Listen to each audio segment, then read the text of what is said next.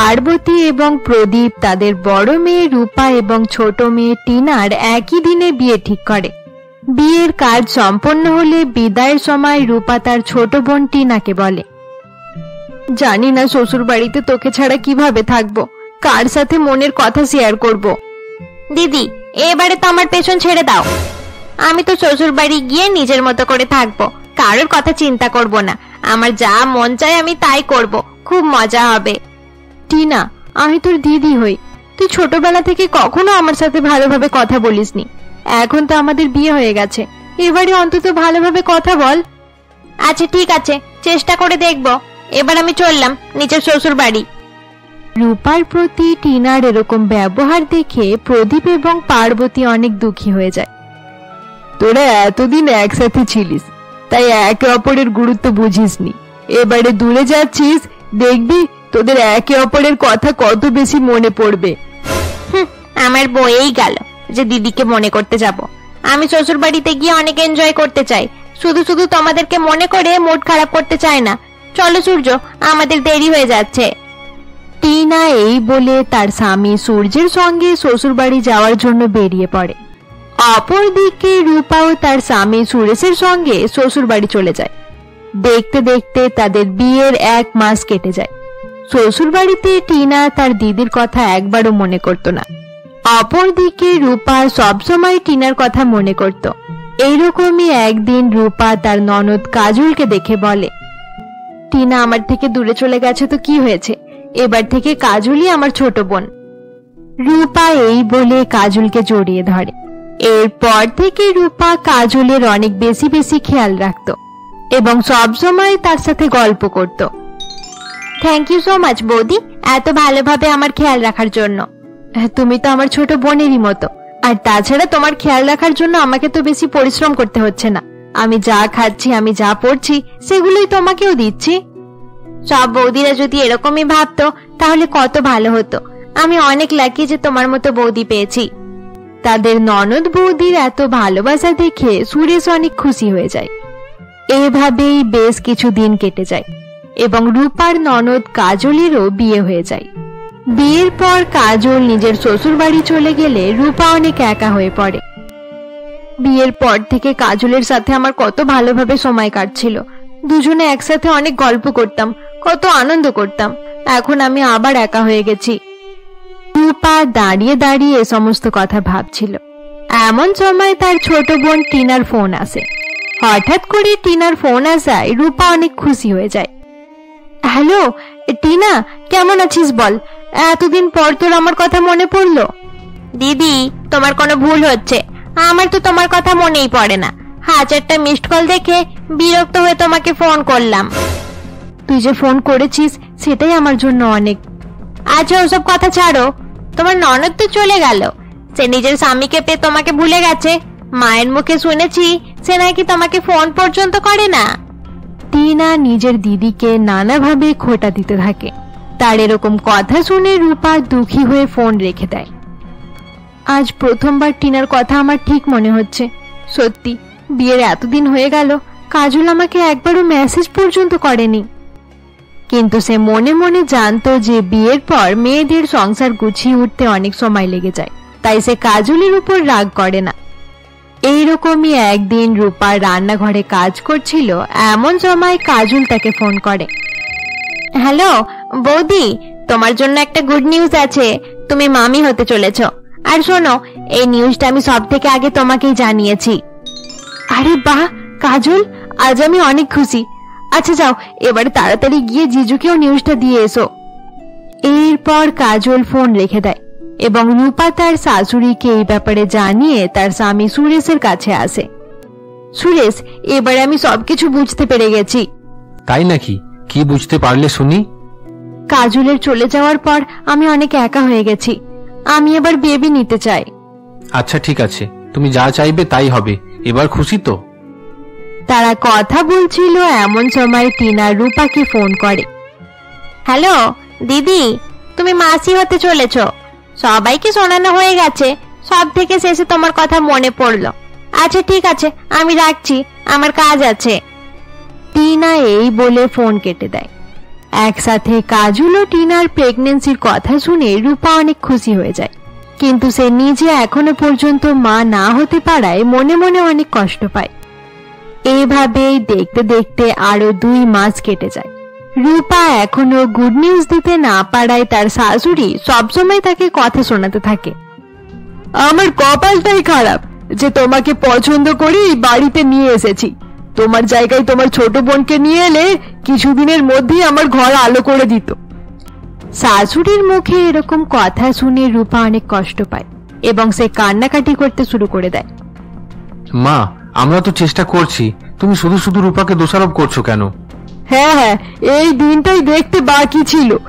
বিয়ের 6 মাস হয়ে গেল, এবারে কি আমার মৃত্যুর পরে তোদের বেবি হবে?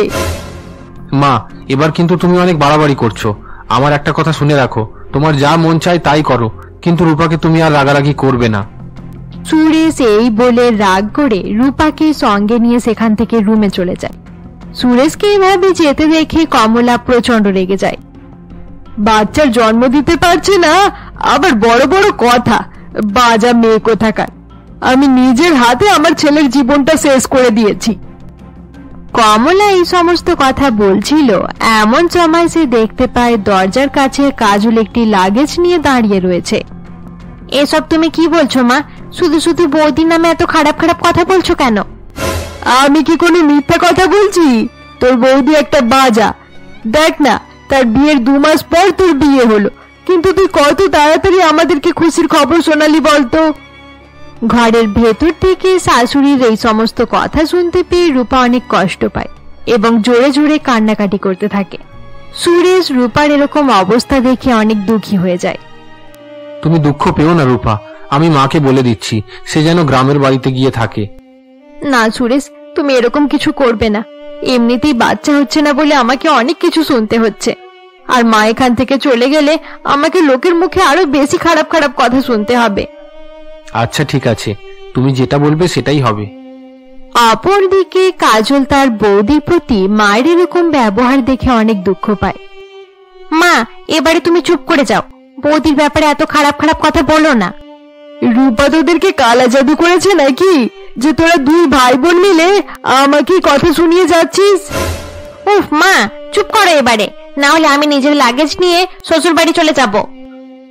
মেয়ের মুখে এরকম কথা শুনে কমলা আর কিছুই বলে না। এরপর রূপা কাজলের আওয়াজ শুনতে পেয়ে রুম থেকে বাইরে আসে এবং কাজলের পেটের দিকে তাকিয়ে নিজে মা হতে পারছে না ভেবে অনেক দুঃখী হয়ে যায়। কেমন আছো বৌদি? তুমি জানো এই 4 মাস আমি তোমাকে কত মিস করেছি। তাই তো এবার শ্বশুর বাড়ি থেকে লম্বা ছুটি নিয়ে এখানে চলে এসেছি। এবারে ডেলিভারি পর্যন্ত আমি এখানেই থাকবো। রূপা কাজলের কথার কোনো উত্তর দেয় না। সে দুঃখী হয়ে এক জায়গায় দাঁড়িয়েছিল। রূপার এরকম অবস্থা দেখে কাজল বলে, কি হলো বৌদি, তুমি আমাকে এখানে দেখে খুশি হওনি মনে হচ্ছে। ঠিক আছে, আমি তাহলে চলে যাচ্ছি। আরে না না কাজল, সেরকম কোনো ব্যাপার নয়, তুমি আমাকে ভুল ভেবো না। আসলে আমি একটা চিন্তার মধ্যে চলে গেছিলাম, তাই তোমার কথার উত্তর দিতে পারিনি। রূপা এই বলে কাজলের কাছে গিয়ে তাকে জড়িয়ে ধরে এবং মনে মনে বলে, কাজল এখানে কেন এসেছে? মা তাকে প্রেগনেন্ট অবস্থায় যতবার দেখবে আমাকে আরো বেশি বেশি কথা শোনাবে। এবার আমার টিনার কথা সত্যি বলে মনে হচ্ছে। সে ঠিকই বলেছিল যে ননদ কখনো নিজের হয় না, সব সময় বৌদিদের ব্যাপারে মাকে খারাপ খারাপ কথা বলতে থাকে। এরপর রূপা কাজলের সাথে আর কোনো কথা বলে না এবং চুপচাপ নিজের রুমে চলে যায়। কিছুক্ষণ পর রূপার মা তাকে ফোন করে। হ্যালো রূপা, বাড়িতে কাল পুজো রেখেছি, তুই কাল সকালে এখানে চলে আসিস, টিনাও আসছে। রূপা কিছুক্ষণ তার মায়ের সাথে গল্প করার পর ফোন কেটে দেয়। কিন্তু কাজলকে এই অবস্থায় রেখে মায়ের বাড়ি গেলে তার অনেক খারাপ লাগতে পারে। রূপা এসব কথা বলছিল, এমন সময় কাজল সেখানে আসে এবং তার বৌদির কথা শুনে বলে, আরে বৌদি, তোমাকে এসব নিয়ে কোনো চিন্তা করতে হবে না, আমার খেয়াল রাখার জন্য মা তো আছে এখানে।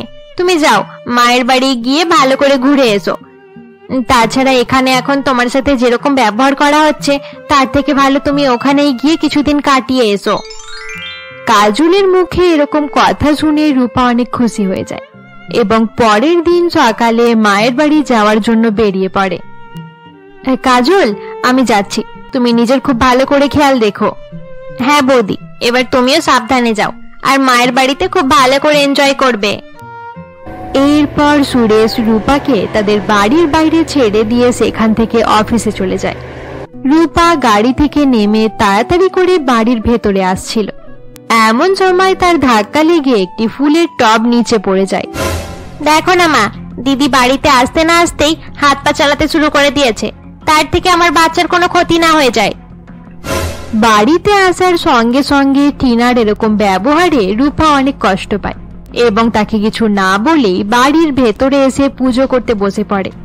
পণ্ডিত মশাই টিনাকে দেখে বলে, কন্যা, তোমার গর্ভে একটা ফুটফুটে পুত্র রয়েছে দেখছি। মা হওয়া ঈশ্বরের সব থেকে বড় আশীর্বাদ। হ্যাঁ পণ্ডিত মশাই, মা হতে পারে সবার ভাগ্যে থাকে না, সবাই তো আর উপরওয়ালার আশীর্বাদ পায় না, কেউ কেউ অভিশাপও পেয়ে যায়। টিনার এরকম কথা শুনে রূপা কান্নাকাটি করতে করতে পুজো ছেড়ে উঠে নিজের রুমে চলে যায়। রূপাকে দেখে তার মাও তার পেছন পেছন রুমে আসে। আরে রূপা, টিনার কথাই তুই দুঃখ পাস না, তুই তো জানিস টিনা ছোটবেলা থেকেই ওরকম। আমার বিশ্বাস উপরওয়ালা খুব তাড়াতাড়ি তোর গর্ভেও সন্তান দেবে। তোমার কথাই যেন সত্যি হয় মা। রূপা বুঝতে পেরে গিয়েছিল যে সে মায়ের বাড়িতে থাকুক আর শ্বশুর বাড়িতে, তাকে সন্তান জন্ম দিতে না পারা নিয়ে কথা শুনতেই হবে। তাই সে শ্বশুর বাড়িতে ফিরে আসার সিদ্ধান্ত নেয় এবং সুরেশকে ফোন করে সমস্ত কথা জানায়। আচ্ছা ঠিক আছে রূপা, তুমি তাহলে বাড়ি চলে এসো। আরে বাহ, বৌদি ফিরে আসছে, এটা তো অনেক ভালো খবর। আচ্ছা দাদা, বৌদি একা কেন আসবে? চলো না আমরা দুজনে গিয়ে তাকে নিয়ে আসি, বৌদিকে সারপ্রাইজ দেওয়া হয়ে যাবে। সুরেশ কাজলের কথাই রাজি হয়ে যায়। এরপর তারা দুজনে গাড়ি নিয়ে বেরিয়ে পড়ে। রূপাকে সারপ্রাইজ দেওয়ার জন্য তারা গাড়িকে খুব ভালোভাবে সাজিয়েছিল এবং গাড়ির ভেতরেও বেলুন দিয়ে সাজিয়ে রেখেছিল। অপরদিকে রূপার মায়ের বাড়িতে টিনার স্বামী সূর্য তাকে আনতে এসেছিল। টিনা, তুমি রেডি হয়ে গেছো? তাড়াতাড়ি চলো, মা বলেছে সন্ধ্যার আগে তোমাকে নিয়ে বাড়ি ফিরতে হবে। সূর্যের কথা শুনে টিনা তার সাথে যাওয়ার জন্য বেরিয়ে পড়ে। রূপাও তাদের সাথে বেরিয়ে রাস্তায় আসে। আচ্ছা জিজু, তুমি যদি কিছু মনে না করো, তোমরা যাওয়ার পথে আমাকে আমার শ্বশুর বাড়িতে ড্রপ করে দিয়ে যেতে পারবে? সত্যি দিদি, তোমার একটু লজ্জা নেই দেখছি। আমি ভালো করেই বুঝতে পেরেছি তুমি চাও যে আমি সন্ধ্যার পর বাড়ি ফিরি আর আমার শাশুড়ি আমাকে কথা শোনাক। না না টিনা, এসব তুই কি বলছিস? চলো সূর্য, আমাদের দেরি হয়ে যাচ্ছে।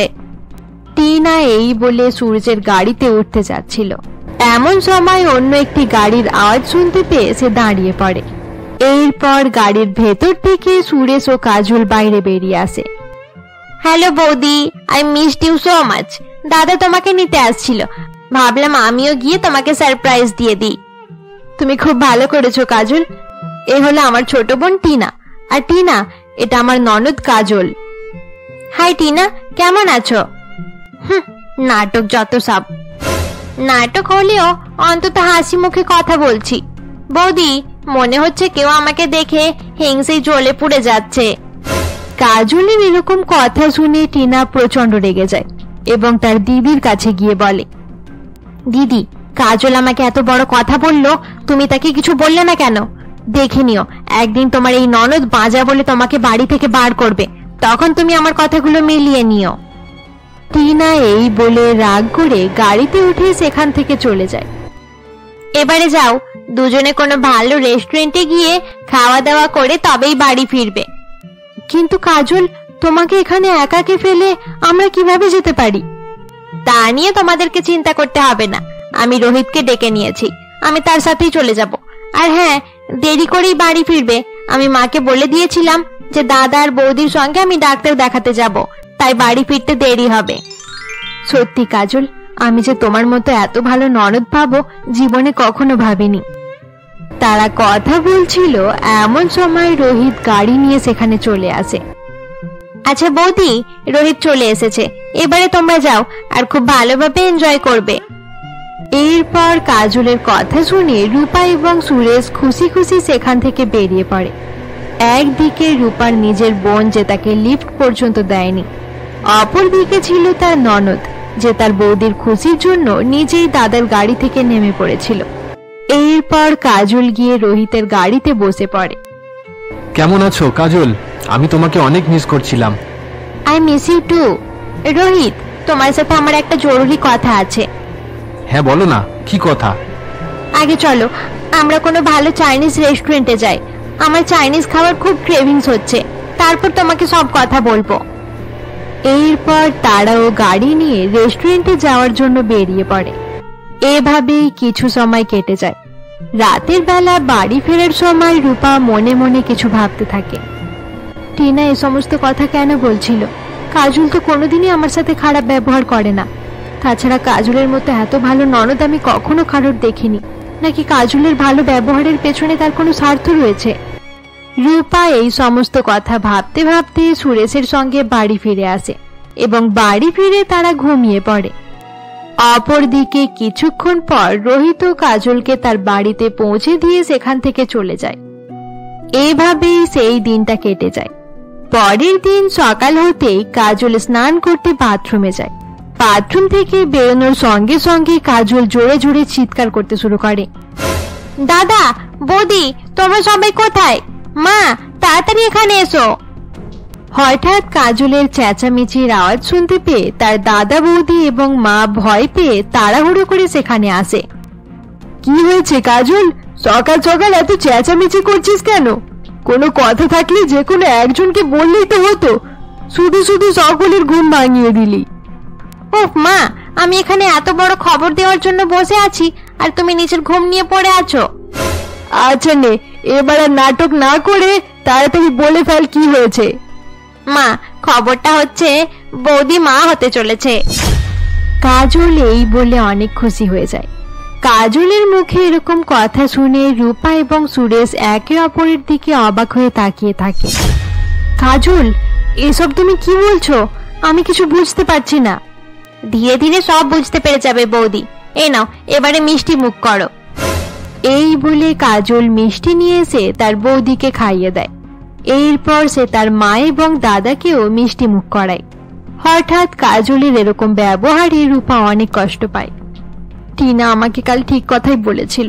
কাজল আমাকে ছোট করতে এরকম একটা মিথ্যা কথা বলবে আমি কোনোদিনও ভাবিনি।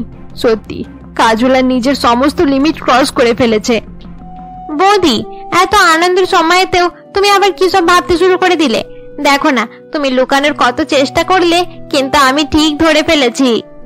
না না, আমি এটা মানি না যে রূপা মা হতে চলেছে। এটা যদি সত্যি কথা হতো তাহলে রূপা নিজেই এসে আমাদেরকে শোনাতো।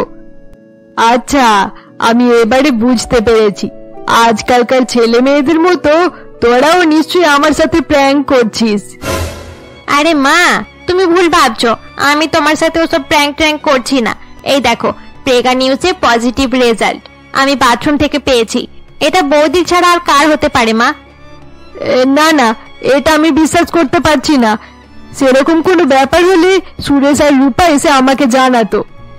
মায়ের মুখে এরকম কথা শুনে কাজল তার দাদাকে ইশারা করে। দাদা, তোমরা নিশ্চয়ই এই নিউজটা দেওয়ার জন্য ভালো কোনো দিনের অপেক্ষা করছিলে। সুরেশ এসব ব্যাপারে কিছুই জানতো না, কিন্তু কাজলের ইশারা করাতে সেও তার মাকে মিথ্যা কথা বলে দেয়। হ্যাঁ মা, কাজল একদম ঠিক কথা বলছে। আমি ভেবেছিলাম পরের সপ্তাহে রূপার জন্মদিনের দিনে এই গুড নিউজটা সবাইকে বলবো। সত্যি বাবা সুরেশ, আজ আমি অনেক খুশি হয়েছি। তোদের বিয়ের পর থেকে আমি এই দিনটার জন্য কত অপেক্ষায় ছিলাম। কমলা এই বলে একটি কাজল হাতে নিয়ে বৌমার কপালে লাগিয়ে দেয় এবং তাকে অনেক আশীর্বাদ করে। সকলের এরকম ব্যবহার দেখে রূপার চোখ জলে ভরে যায়। কাজলের সাথে সাথে এবার সুরেশও নাটক করতে শুরু করে দিয়েছে। আমি মা হতে পারছি না বলে সকলে আমাকে নিয়ে এভাবে মজা করবে আমি জীবনে ভাবিনি। বন্ধুরা, আজকের জন্য এতটাই। গল্পটি ভালো লেগে থাকলে অবশ্যই কমেন্ট করে জানিও। গল্পের পরবর্তী পর্ব দেখতে আমাদের চ্যানেলকে সাবস্ক্রাইব করতে ভুলবে না।